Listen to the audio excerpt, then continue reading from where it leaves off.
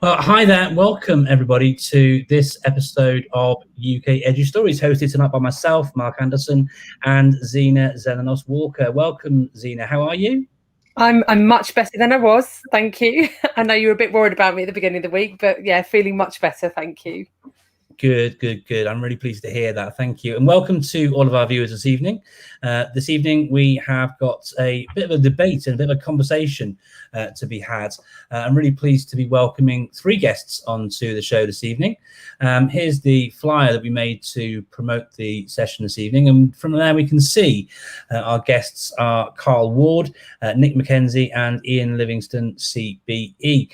And we're asking this evening, what is the future of education? Got lots of great questions to ask, but as always, you are very, very welcome to join in through the live chat. Please do jump in and ask your questions. We're going to pose those to our panelists as well. And I say, really, really keen to get your thoughts on this topic as well. We had a really interesting conversation just before we went live, actually, about the opportunities and the word actual opportunity that we've got in relation to where things are and people's mindsets linked into the pandemic. But I'm not going to steal any thunder from our guests or the ideas and things they want to share with us. But welcome to the show, everybody, and very much looking forward to you engaging with this show this evening. So with no further ado, Zena, should we bring our guests in to the studio? Let's do this. Okay, so first in, we've got Carl Ward. Pop their names on. If you want to bring people in, Zena, and I'll just pop everyone's names underneath so that we can see who is who, or who is who. Because you are Carl Ward, welcome and thank you for joining us this evening, Carl. Next up, we've got Nick Mackenzie. So welcome, Nick. I'll bring Nick in. Here we go. And finally, but by no means least, we have Ian Livingstone. Welcome to all three of you. Just a chance to sort of introduce you. Carl, so you got a long-standing career in education. When we first met, we talked about a very sort of similar career path, although still working within education, things are a little bit different for you now. Could you share a little bit about your background for our audience, please? Yeah, absolutely. Evening, Mark. Evening, Zena. So, yeah, my background was I was probably one of the first trained ICT teachers in the country rather than retrained as a teacher. Back in the day, I think myself and you, Mark, probably started the profession as a teacher at the same time. I remember getting my first job in a school, which was basically I turned up to the first network machine in the school, the first server, plus 10 machines, and I had to set it up, then teach it with it the next day. So they were the real days of entrepreneurship in ICT and teaching and learning. And since I've moved through the ranks, so to speak, as a teacher, I'm now Chief Executive of a multi-academy trust in Stoke-on-Trent called the City Learning Trust. And I'm also the founder and chair of the Foundation for Education Development.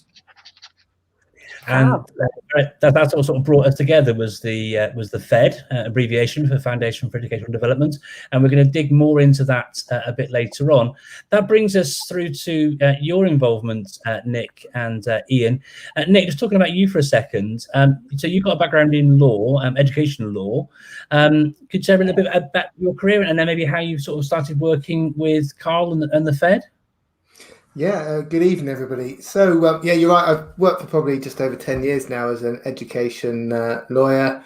I also sit and have sat through that time on a number of boards. I've known Carl through a variety of different channels. So Carl asked me to join the FED, and very happy to, and we'll talk a bit more about that in a moment in terms of what it's doing. Also, I suppose what brings a lot of my interest to this, as with many people, is a parent as well, and have my own experiences of education, and it's sort of I'm curious about what the system will do and provide for my children. So that's what really brought me into what Carl was looking to do with the FED. Brilliant. Thank you very much indeed, Nick. And then over to you, Ian. I mean, I think we could probably fill the next sort of 55 minutes with your accolades and your career. But if you aren't aware of Ian Livingstone and his work over many years, then what rock have you been hiding underneath, really? But Ian, known by many and described as a bit of a sort of a disruptor in the things that you've been doing throughout your career. I've read someone kindly shared an article with me earlier, actually, about a school that you're looking to start in Bournemouth, I believe. Can you share a little bit about your career and how that sort of brought you into thinking about working and supporting the work of the Fed with Carl and Nick, please?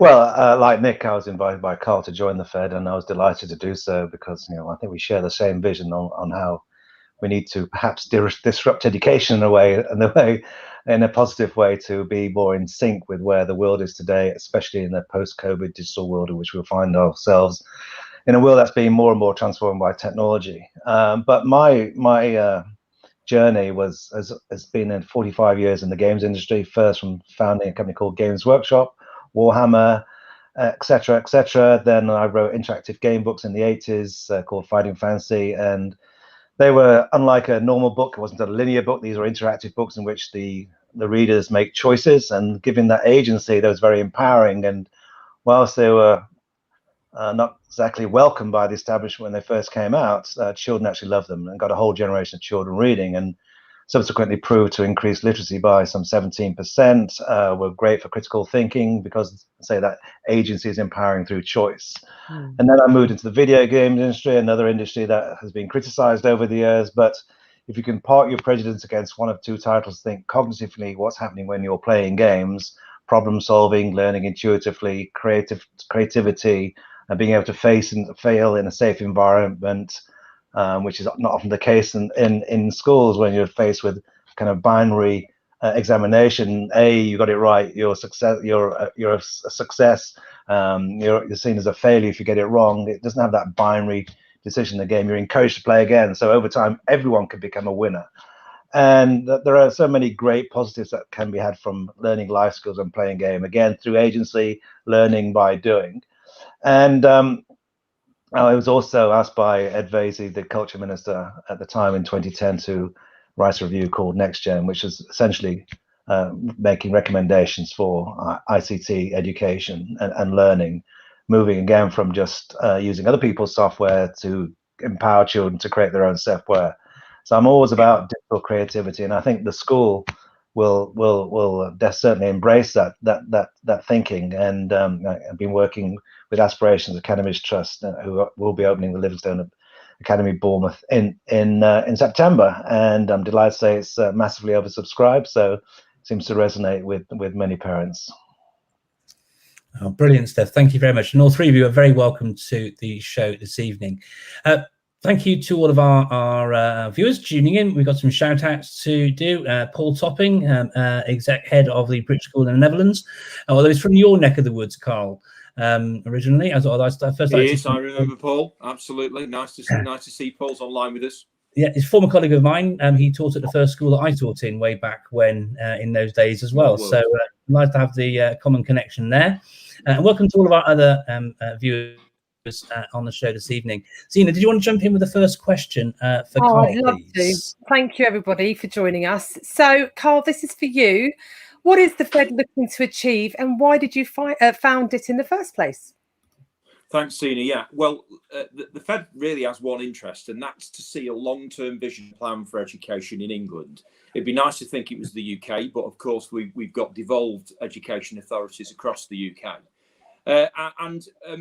Our space really is neutral, so we're non-political.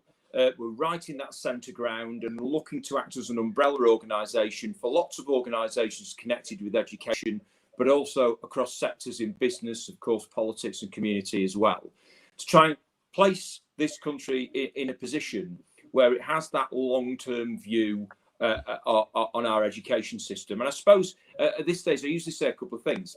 The first thing is, if you've ever Googled or any other search engine long-term plan for education in England, nothing exists, not one thing. You can't find anything on Google. Now, there are very few things I've ever search engined where you can't find one thing at all. But that's the case with that phrase. You do, of course, go to a long-term plan for the NHS, and they have a 10-year plan. So if the NHS can have a 10-year plan, I think it makes absolute sense that education should have a 10-year plan as well. And so we this, I've got to say though, the idea of a longer term plan in education, I cannot claim it is not mine. It's many people's. In fact, most people that I speak to about having a long term plan in education probably say that's a really good idea. I love it. Nobody ever says it's a bad idea. It's a bit harder to get to because we all understand that education and politics in many ways are intertwined. But one of the key things that we want to try and achieve is to take planning from education out of the political cycle. So put it over 5 years, hence the idea of a 10-year education plan. So we can have more clarity in terms of what can be achieved over time. And when we originally set up the Fed, I enlisted the help of a good friend of mine, Paul Dreschler, who was president of the CBI at the time. And Paul supported me in many ways and still does. One of Paul's suggestions is that if you want a successful business as a businessman, you have a long-term vision and plan, and you have leadership over time that's consistent, and you are consistent in the way you do that. And I suppose in many ways, and I've said this before, running schools and education is a business. Our business is children, but nonetheless, it's a business. And having change in there, and I suppose political leadership that probably changes every year or two. We have many education secretaries over time, and therefore policy tends to change. And I suppose this is kind of how it leads on to that next question in many ways, or that next comment that I make that people are usually surprised by. And that is, a child goes through education usually from 3 to 19. So it's a 16-year journey. Name one education policy other than being in school that lasts for 16 years. And you'll struggle to find one. And yet that's the journey of a child in their personal education in our education system. Absolutely. So our aim is not to say what should be in a long-term vision or plan, but our aim is to support and hopefully drive the idea that we should have a long-term vision and plan for education. Because what we believe is that if we have that, we can unlock personal talent in children, the ability for our economy to do the best it possibly can, because we'll have a vision and a plan that's long term. And what we know is a child between 3 and 19 has a 16-year journey, and they deserve that level of consistency. Absolutely. Thank you so much, Carl. And I think you're absolutely right. We do have various education secretaries that come in, and things seem to change quicker than the sails on a ship do. But do you know what's worth adding to that, though, Z? I've been very fortunate over the last 10 years to work with every education secretary in some way. And I have never yet once met an education secretary who doesn't care about the job they're doing and the fact that they are leading one of the most important sectors in our economy. It's not that, and many of them indeed. The Foundation for Education Development did a first for our country a few months back, and we had all the ex-secretaries of state for education together in a 2-hour special broadcast show to recognise the 150th anniversary of state education this year, which kind of got lost in the COVID melee. And all of them said on that show, which you can see on our website, that they were frustrated by the fact that they couldn't do things that were long-term in education because the system didn't allow that. And all of them thought it was a good idea to have a long-term plan for education. Interesting. Thank you so much. Mark, I'm moving over to you. Yeah, this is one for Nick and for you, Carl. So clearly, policy change and cycles is not a new thing in education. It's clearly an identified challenge. So what do you see as the condition that gives you optimism that it is the right time for the Fed? I'll start with you, Carl, and then come to you, Nick, if that's all right. No, absolutely. Well, do you know the interesting thing? Yesterday in the House of Commons, the Prime Minister stood up and made a statement on education. He made a general statement, but a good portion of it on education. And one thing that's not been reported, but was just at the bottom of that statement, and he said it at the dispatch box, was that he wanted to see a long-term plan for education to recover from COVID. Now, no Prime Minister has said that before. He said it now. So our policy summit in a few weeks' time will focus on some of the elements of what could be in that long-term plan. Indeed, luckily enough, we've been doing that over the last 12 months in our 12-month consultation. of which our national consultation report will be published in a couple of months' time. So if you indeed see what's happened over the last 6 months, we've all been involved in this pandemic, haven't we? And what an atrocious situation it's been for all of us. But one of the most interesting things about the pandemic over that period of time is that it's probably changed the way that we think and do things. And we're probably all open to doing things differently. Indeed, one of the things in our education system, we've very much talked about outputs for children, outcomes. What are these GCSE grades, SATs, A-level results? I'm hearing a lot more now about well-being, understanding that school is the centre of its community. It's not just about outputs and what children get in tests. It's about building people and that sort of development. So I think we're all a bit more open now. And what I do know, and in the way government works, and we can see that with the food crisis, one might say, for disadvantaged students, and the I suppose the input of a very famous footballer for Manchester United. And government are there to serve the people, I guess. And if there's enough strength of feeling in the people, parents, teachers, leaders, business people, that there needs to be change in our education system, then there will be change, because we elect the governments. Brilliant. Thank you very much for that inspiring response. I mean, I'm completely on the same page with you there, Carl. Thank you. Nick, what are your thoughts, Nick?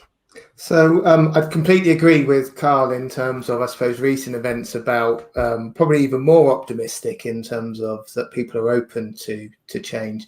For me, I suppose I'm really optimistic, and it may be misplaced, but I'm optimistic that I suppose things feel a bit different. So if I think of one of the challenges that an educator has had since the beginning of time almost is that you're educating your charges for jobs and careers that you don't actually necessarily know exist and are creating. And it is quite Carl talked about 16 years, but then into the world of work, how much further that goes on. But for me, I think there's a real pace of change that means that there's far more of a imperative and more people are recognizing it. So that the fourth industrial revolution, technologies, all of that, I think, means that we need to have this conversation, because the pace of change is so scary and challenging that actually that age-old challenge for our educators is probably even more of a challenge, it feels to me, in the sort of 21st century.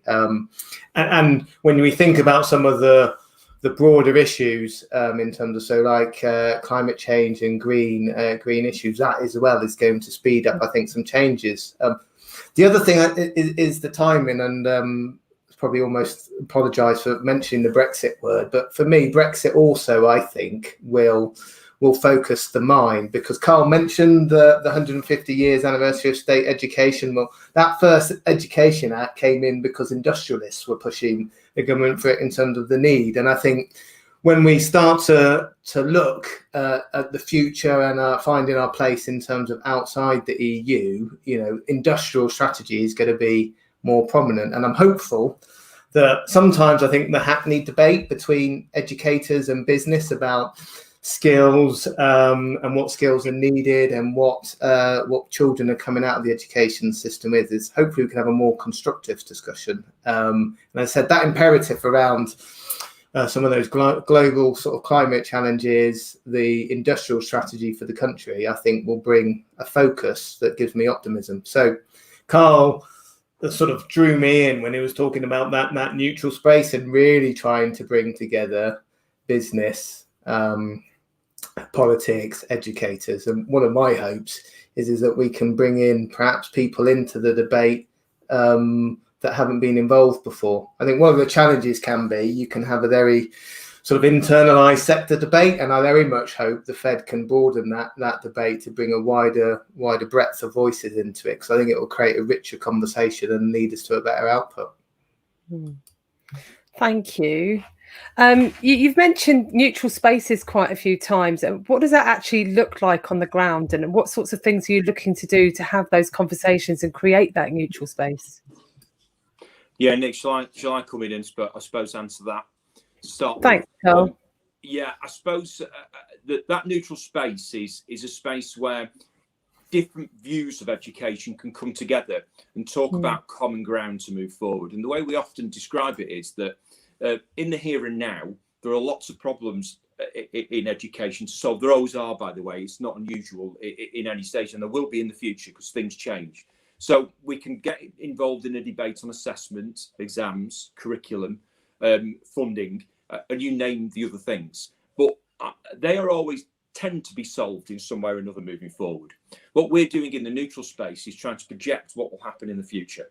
So move forward and say, if those are the things that are going to be dealt with now, what are the foundations of our education system, the way we make choices and we make change that we need in place? So therefore, we can solve problems easier.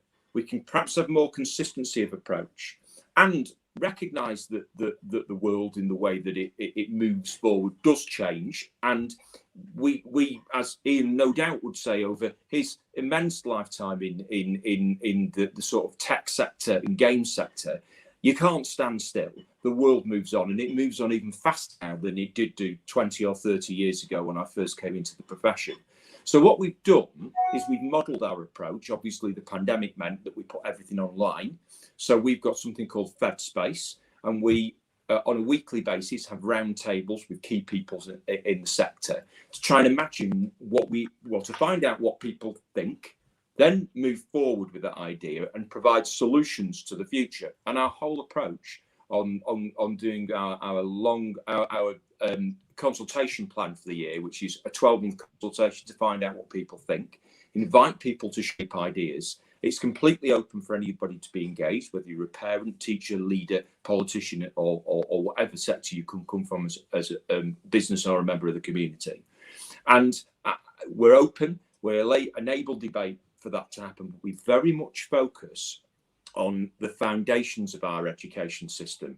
How, for example, we enact and create education policy that therefore drives that level of change, and how we can create those foundations to ensure that we unlock the potential. As Nick said, when we started this, we were thinking about unlocking the potential for Brexit, that human potential in children and young people to drive capacity over time that makes our country a success. Then COVID hit.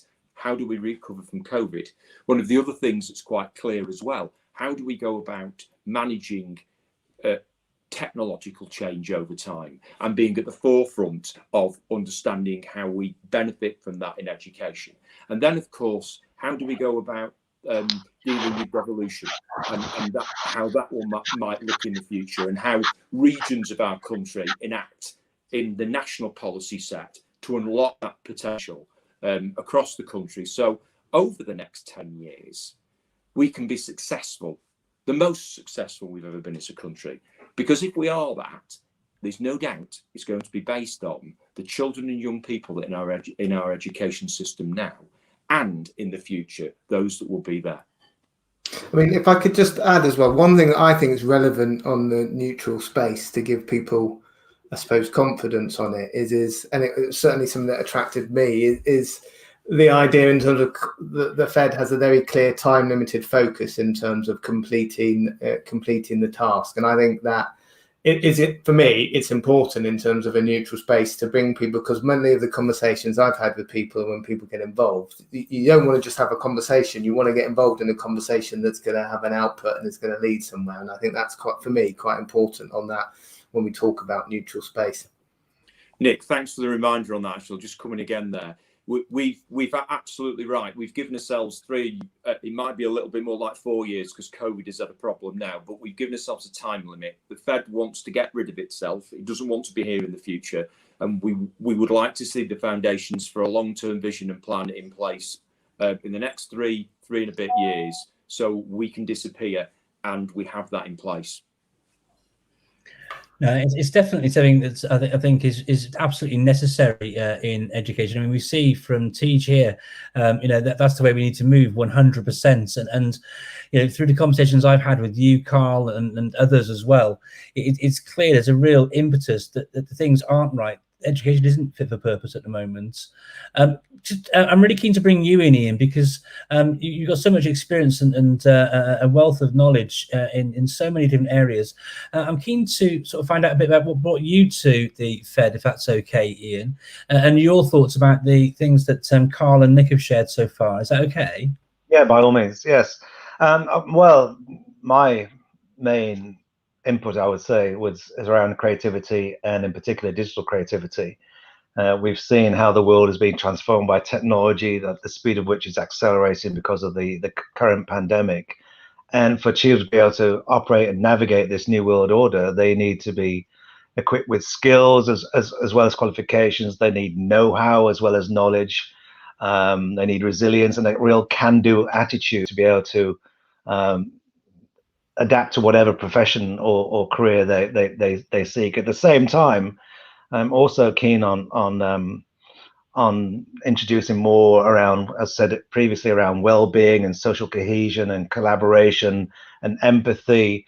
It's often the case you see people with high IQ but low EQ. They're very good at solving problems, but they're not very good at bringing people together in a collaborative sense. And so, I think children should be kind of world ready and work ready without compromising any of the academic achievements and studies that they do. We're talking about what's good about the UK. Well, we're arguably the most creative nation in the world. Creativity gives us an edge as a nation, and building the next must-have app requires not only programming skills but creative flair. So I think the arts is equally important as a main driver of self-expression and adaptability, and to be able to navigate this world that is absolutely being transformed by technology.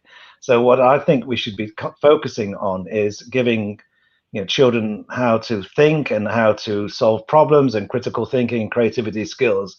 If we give them that, there's an entrepreneurial mindset and get them to understand the importance of being part of a team, which you can do in the schools, they might become job makers rather than just job seekers. And I think we need to instill that, I think, in education, this kind of can-do thing, learning by doing. I think that's what's taught me most about the games industry is that, if you park your prejudice against one or two titles and think consciously what's happening when you're playing a game, they're all very good, important meta skills for people learning by doing. And I think that's really is my mantra. And, in my world of video games, we're struggling to find enough software engineers, digital artists. At the same time, there's a huge amount of children unemployed. So I think that there's a good argument for the classroom to be closer, much closer to the workplace, without being judged as just preparing people for work. Giving them all these other social skills and cultural skills that I was talking about, as well as digital making skills, which of course is key from where I'm coming from, because it's a combination of programming skills and creativity by which the major corporations were built, from Google, Facebook, Twitter, whatever, and computer science is at the heart of everything. There's nothing you can do with it, entertainment or commerce or products and services that don't involve technology. So it's important to move the children out of the passenger seat and into the driver's seat so they can determine their own destiny. No, I'm in complete agreement with that, and I think I'm a secondary teacher by trade, and I remember I've not been teaching for a few years now, but I remember students would come through. I go and visit like primary schools, and children just like using curiosity and creativity, and all of this is just fantastic to see the way that they're learning and they're failing and they're falling over and getting up again and all this stuff. But it always seemed to me like by the time they got to year 7 and came through to secondary school, it's kind of like always like education had sort of beaten it out of them. Do you know what I mean? And so what you're talking about here, these skills that we really need with that creative flair, time for the arts, all these sort of things have been massively squeezed out of education. Massively.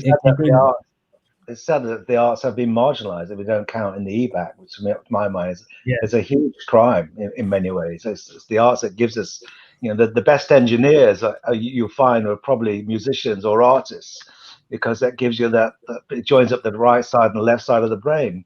We all like polymaths. I mean, Leonardo da Vinci, the best painter on earth, was also an artist, was also an engineer and a mathematician. So I think it's really important that children have both sides of their brains in use, and marginalising the arts is we do at our peril, I would say. And I'm a drama teacher, so I fully understand where you come from and totally agree that actually if we don't give those creative opportunities to young people, where else in the curriculum are you going to be giving them? So and we've had TJ who said that there's Oh, sorry, I'm going to change that there. 226,000 vacancies in the UK without the qualified workforce to fill them. We have to prepare our kids for the changing world, and that's essentially what this long-term plan is going to be doing, isn't it? So well, yeah. I suppose we do hope that, quite exactly. Yeah. It's probably worth saying at this stage that it's not the Fed's job to say what's in the plan. But we will be interested in the future what goes in the plan if we get to the stage where we can have a long-term plan, because it's worth saying at this stage that this country's never had a long-term plan for education that goes over more than one political cycle. It's never. And I think if you said that to most parents, they'd be shocked. Oh, we talk about leveling up, but we need to be able to give children, however disadvantaged they might be, the right skills so they are able to compete on an equal basis. And through digital they can, because the traditional gatekeepers of getting a product or service to market are no longer there. It's a direct, business to consumer proposition. You can monetize the whole world through the internet. And so, as I said, if you give these children these digital making skills, a kind of can-do attitude, there's no reason why they can't build a small or large business without requiring the traditional capital and distribution partners which you would have needed in the analog world. That there's a great opportunity now in this digitally connected world to be successful on a global basis. I was just going to say I agree with Ian on the creativity in the arts, but I think it goes wider than just sort of the arts and the traditional ways where we might think creativity is important. So, for example, if you look at our energy industry, we're going to have to switch and have creativity for people in terms of coming up with new green forms of energy. And there's a host of other examples I think you probably cite. If you look at some of the tensions and the challenges between the trade relations between the US and China, it's a battle of ideas and intellectual property. This is all, creative processes that lead to that. And so there is a huge opportunity for this country in terms of trading on its creativity. And it definitely, I agree on the arts point, but actually, I think when you stop and think about it, it pervades a lot of other areas of our economy and industry and jobs. Well, one thing we are very good to that point about China is that we're very good at coming up with great ideas and turning those ideas into products and services. Therefore, creativity forms a main part of that. Yet at the same time, we appear to be stripping creativity out of having value or counting for everything in assessment of schools, which we do so at our peril, because at the same time, China's trying to become more creative. They want to move from made in China to designed in China. Everyone wants to move up the value chain of intellectual property ownership. The value of an iPhone is not in the form factor of the phone in its physical state that's made. It's in all the intellectual property that the revenues derive from, from the App Store and the revenues and from the IP. And no surprise that we're very good at creating IP. But if we continue to marginalize the arts, this diverse thinking, creative ideas are going to be less and less, and which is crazy given, look at our film, our fashion, our music, our architecture, our publishing, and of course video games. We are particularly good at it. So be warned, educationists. Yeah, and I guess that alongside building character, building those skills and the character traits that you need to be successful, to be collaborative, to learn to be a team player, being a creator, all of these things is something that we need to consider in education. And I'm sorry, I'm really passionate about the things that you're saying because they really sit quite closely to my heart. So thank you so much for sharing that Ian. Mark. Yeah, next question then. So Carl, you've been talking a lot about how there's never been a sort of long-term plan. It's already been done before. We've had some comments from guests, like Tej is saying here, half the political cycle for the last 20 years is EdSec, but only lasts a maximum of 2 years. Not sure what they can achieve in 2 years. So with this in mind, sorry, I brought Al's comment up there by mistake. With that in mind, Carl, why isn't there a long-term plan? It seems to be obvious. We see some things happening in Finland, about Helsinki. I remember talking with a guy there from the education department there, talking about how technology sort of moves into schools in Finland, and it being sort of removed from sort of political focus and things. So there's clearly conversations around this sort of thing happening in other places around the world. But why do you think it's never been something that we've gone further into and explored for ourselves? No, that's a good question. I'll give my perception on it. There's a little bit of history involved here. Those of you will remember listening and watching the show that Tony Blair's government came to power in the 1990s, and they had a slogan: education, education, education. Yeah, you'll remember that. Those of us that can remember before the 90s, are not to say that education has never been involved with politics, but since then, it was a central part of government. It's been heavily involved and therefore in the political arena. And if you think, if you're the prime minister or a politician, you've got certain levers you can pull in the economy. Some are a little bit quicker, some are a little bit longer. The longer ones would be things like education. You build a workforce for the future. And perhaps there's some ideology that sits behind decisions that are made there. So I guess there's not been a long-term plan because we don't have a government in general that is stable for 5 years plus. Now, what I mean by that is, tell me the last prime minister that lasted 10 years over 2 political cycles. Doesn't often happen, does it? So therefore, a new prime minister will come in, probably set a new cabinet and a new education secretary, and we keep going round in circles.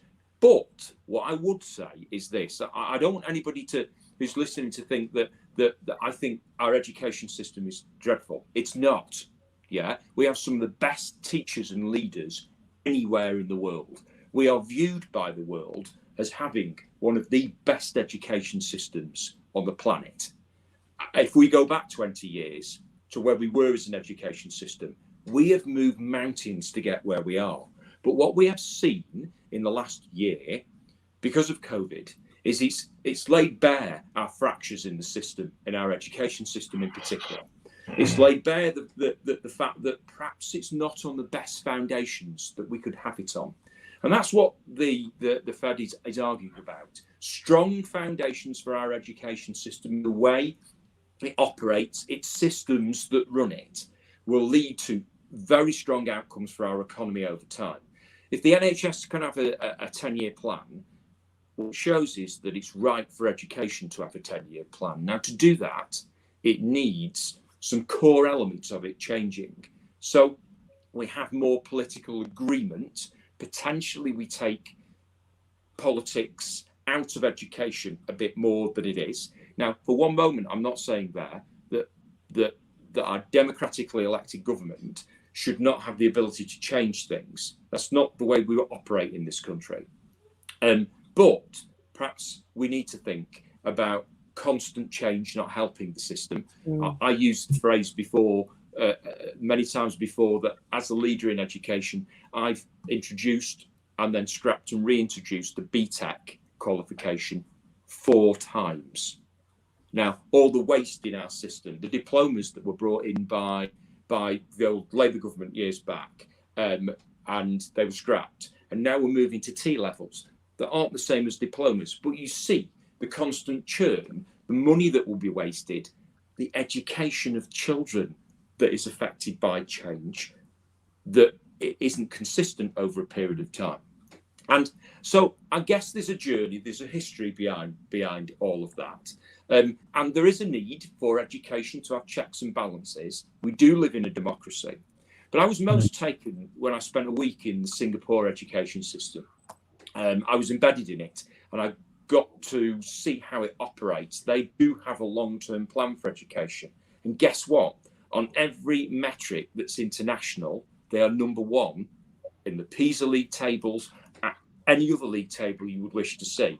And all that is based on a consistent long-term vision and plan for education, where politics and education work together in harmony to deliver a workforce for the future. And in many ways, that was created because going back 60, well, not quite 60 years, 40 years, when Singapore is an island. It's if anybody's ever been to Singapore, they don't have any natural resources. That includes water, by the way. Yeah, water is around the island. Yeah, it's on ships that pump it in. Now, when they had no natural resource a number of years ago, other than the people on that island, they placed education as number one to deliver what it needs to deliver. That is one of the strongest economies in the world, with the strongest health system and the strongest education system by every metric. And I know we do learn from other places like Singapore, but the learning from Singapore, although it's meritocracy rather than democracy, is that consistency in politics and education over time brings strong outcomes. Absolutely. Can I jump in there? You said we might have some debates. I don't know whether Carl agrees with this or not, but I think we've almost got some sort of action research in this country that shows the benefit of it. If you take something like the London Challenge, which is often cited as a success, and often I suppose the challenge is yes, but that was heavily funded. But I think one part of it that is missing is that there was clarity, a strategy and a focus as well. And those parts of it, I mean, yes, the money contributed, but I would argue that shows in terms of some of the achievements that can have happen when you have a consensus and you have a strategy that goes on for a period of time in the longer term. So it's not the same as for the country as a whole, but I think it's a bit of evidence to shows the benefits that are available there if only we could unlock it. We've got a question here from Paul Topping. What are your views on qualification pathways and assessment? These take a number of years to move into a change cycle. We've had GCSEs since 1986, a lot more than 10 years. Carl? I try as the chair of the Fed not to get involved in this level of debate because I don't think it's helpful. I am going to answer the question, by the way, but not as chair of the Fed. As a head teacher and a chief executive of a trust. So as chair of the Fed, I try not to get involved in the here and now in that. And there are a lot of interesting pieces of work going on what pathways and what does assessment look like in the future. You can find them on the internet, and there's obviously a lot of this discussion has been driven by the pandemic, but was in play as Nick said before, well before we knew what the word COVID-19 was.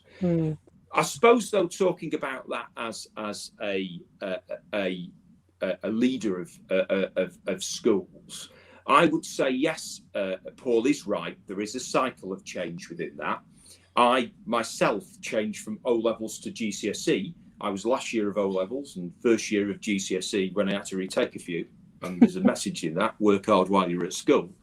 And that takes time to embed, and it's a good example of the need for change in our education system to be long-term.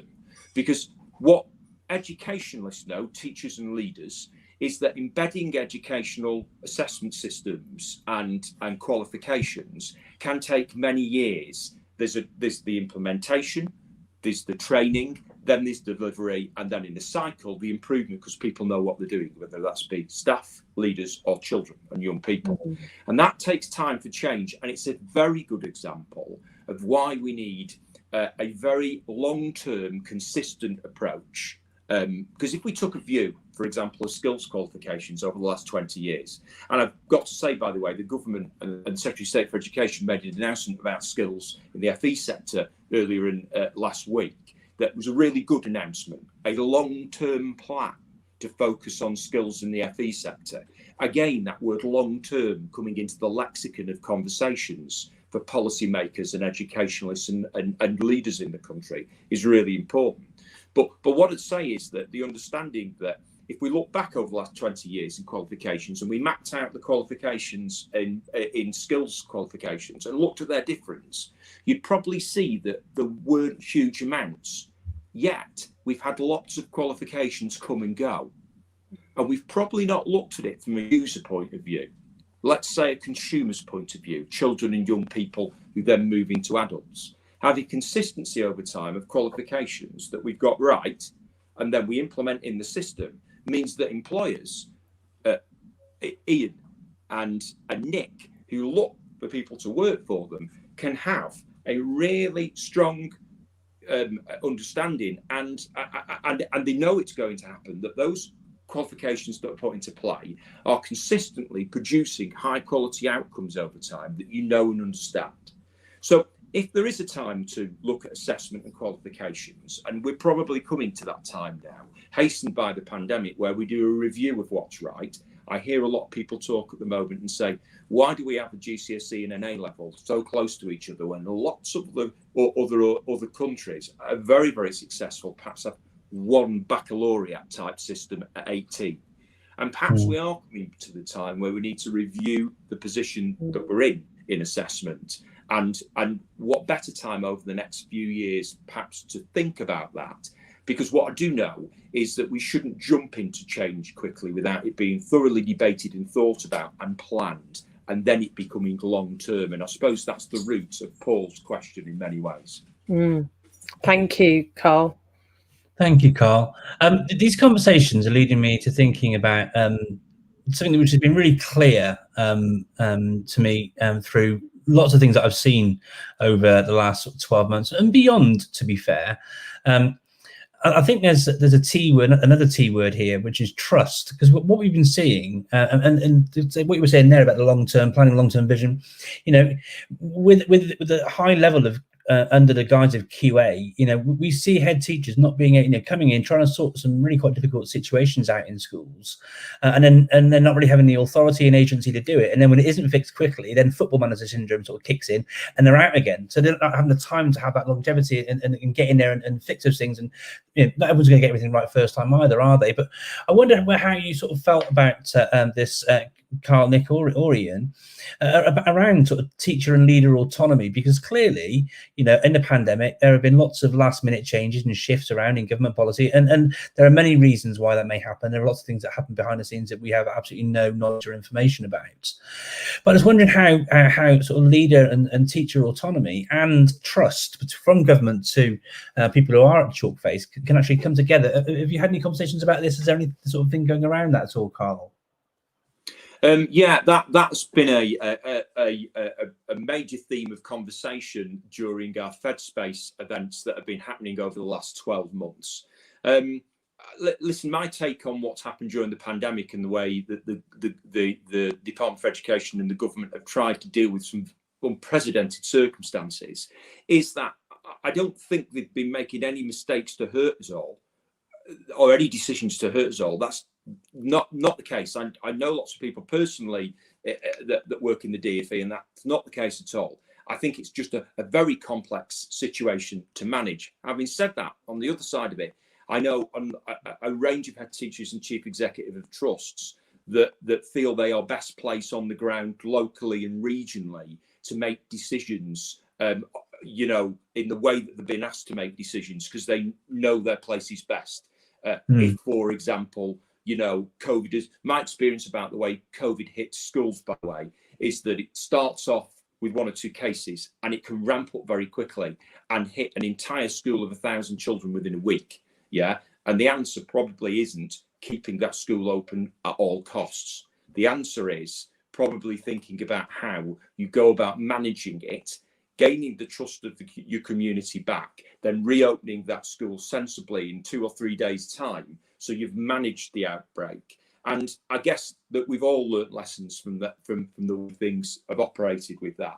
And I suppose the bigger question is, like you say, trust and that accountability and the autonomy in particular of the way we go about making decisions. And yeah, I guess the last couple of months have been a hard path and journey for all of us, haven't they? Whether you're in government or whether you're in trusts or schools, on that point of view, it's not been easily sat for any of us. And the people that have felt that most will be children, young people, and of course parents from that point of view.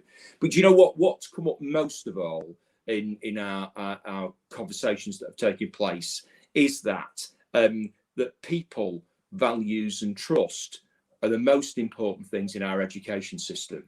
And if we get those elements of our education system right, high quality people, a high level of trust, and our system that's based on really strong values, then as we go through difficulties, the outcomes will be much better because we will have got those things right in the foundation. I mean, I'd defer to the educationists in terms of for teachers and autonomy. But one thing I would add just sort of feels to me conceptually that we all want in terms of, I know I want for my team that if they've got that autonomy and they will be more engaged and enthusiastic and more creative, actually, if I go back to some of in what they do. And that's got to be a benefit for us in our system in terms of putting my parent hat on. That the teachers that can enthuse and engage and draw the kids in is brilliant. And I think you've got more chances of doing that if you've got some professional autonomy. So yeah, intuitively, feels to me, just as a general principle, it's got to be right. Yeah, I would definitely agree with that. And the Livingstone Academy, Bournemouth, we're hopefully going to be creating an atmosphere in which adds a lot of context to children's learning, a lot of project-based work, a lot of working with local industry from across all sorts of different professions to get some contextual understanding of what the world is actually out there like. And I think teachers should be given more autonomy to be able to put into practice what they are able to achieve. We talk about assessment earlier and why we're so focused on school league tables. That seems to me just to promote a kind of nuclear arms race in extra tuition and homework. It doesn't actually achieve enough in itself. So there has to be a better way to assess children. Of course, you need qualification to get a kind of standardized metric, but at the same time, you need to be able to see what they can do. As an employer, the qualifications are kind of a key to the entry, but how am I going to assess those people is on what they can show me in a portfolio of work. What makes me want to choose one person over another if they've all kind of got the same standardized exam results? It's what they are as a person and what kind of work and performance they're able to do. So that's why we need, I said, the children who are great problem solvers, great communicators, team players, have empathy and numerous skills rather than just hard academic success in examinations. So I think it's really important that we look at the way we assess children going forward. I think what's interesting as well is increasingly seeing employers so engaging in agendas around social mobility and diversity and inclusion. So, for example, I know my own firm in terms of has done some experiments in terms of removing qualifications from part of the process, and it actually opens up a new. I mean, this is what you need to do to open up a new pool of people, and you can still find the talent. It's just not necessarily there in the conventional way they're used to with the formal qualifications, and it'll be interesting to see how that evolves in terms of how employers actually are choosing their employees of the future, and it opens up an interesting conversation for me. Yeah, I mean, I've previously said I attended a webinar a few months ago, and we had the head of IBM and LinkedIn and saying, actually, credentials, they are important, but it's not what we look at for first. It's about we buy into that person.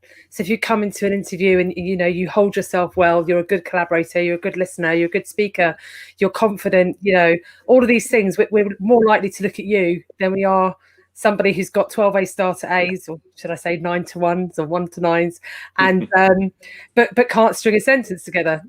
So yeah, I mean, I'm really looking forward to seeing what your school's going to be looking like, Ian. So. Well, I just from watching my children go through school, the anxiety that's around exam times, and that the whole world seems to revolve around examinations. And for me, that kind of just trying to create this standardized metric to be able to judge one person against another is false. It's not how I judge people. If we're all standard, humans are not standardized in the first place. So how you can get a standardized metric to judge one person against another? It's going to have to involve a lot of rote learning and memory, so we can all get exactly the same metric. But if you're able to express yourself in a project or a performance portfolio, I can get a much better handle on how you were able to fit into whatever mode of operations you might be hiring for. Absolutely. Mark. Brilliant. Thank you very much, Ian. I've got a question for Carl now with his Fed hat firmly back on his head now, please, if that's all right. We've had lots of conversations about what the Fed, how it came to be, what we're trying to achieve with it. But if I could give you a virtual crystal ball and say, and a little look into the future. If you could look ahead, say 3 years, what would you have hoped for the Fed to have achieved in the next 3 years? Yeah, that's a very good question. And listen, what I hope, and I suppose when we started this off sort of 14 months ago formally, when we launched the Fed, we thought it was going to be a longer journey than 3 years, but we thought we've got to give ourselves a chance. 3 years we want to achieve. People get more of a message by saying you're going to drive for it. COVID has hit, and I think lots of things are possible now. So I would like to think that in 3 years' time we will have our foundations of our education system in the way that we would want them to be able to have a stable, long-term yet agile education plan that goes over 2 political cycles at least, so that's 10 years.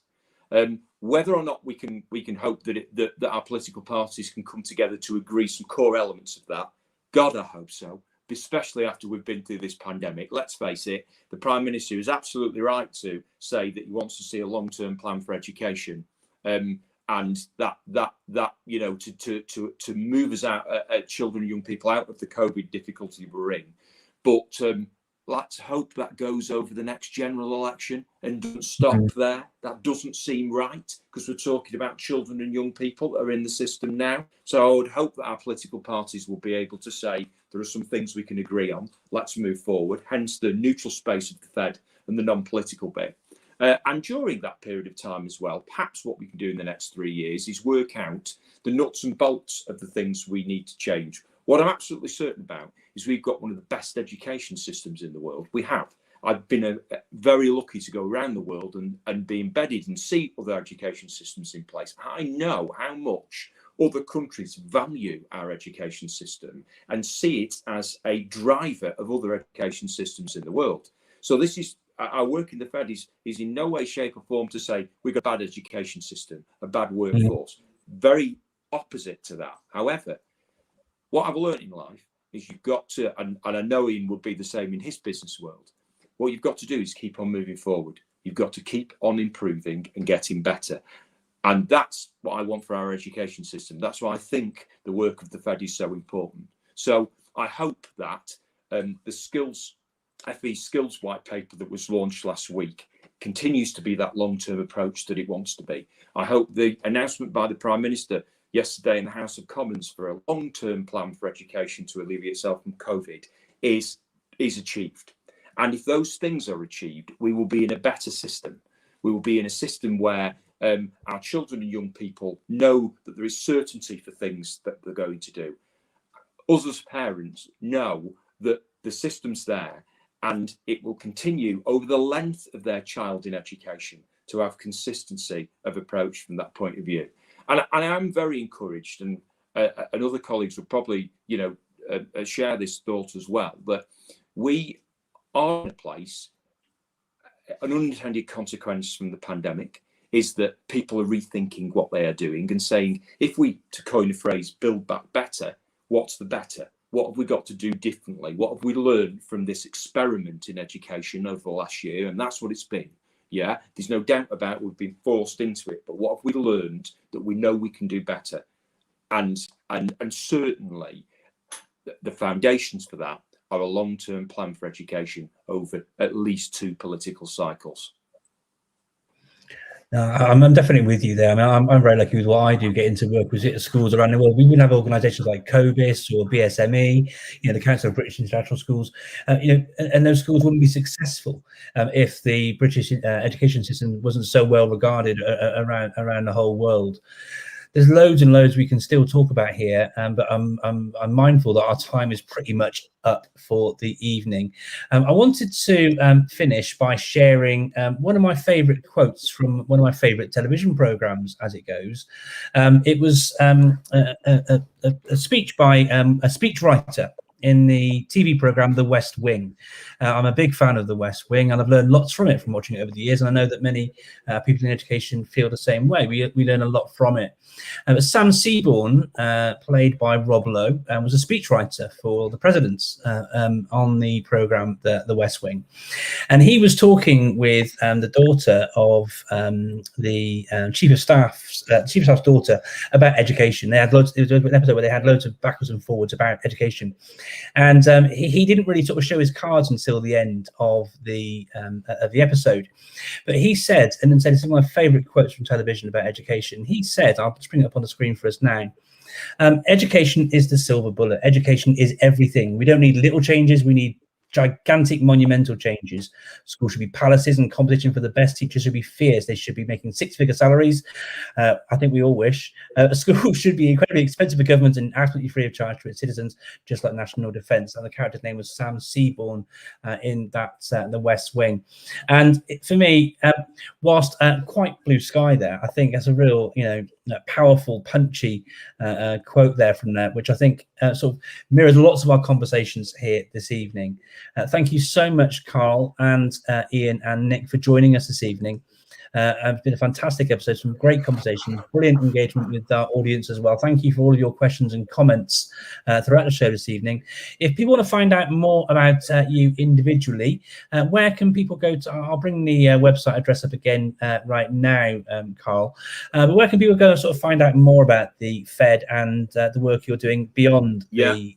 Fed.education is where you can find everything. You can find links to us individually for the different things that we do. I'm sure if you Google any of our names, we'll likely come up as well, or any other search engine, of course. But Fed.education is our website, and that's where you can find about our national consultation document, a report that's going to come out 1st to the 4th of March, our National Education Summit, which is one of the biggest education summits of modern times in England. So, Fed.education.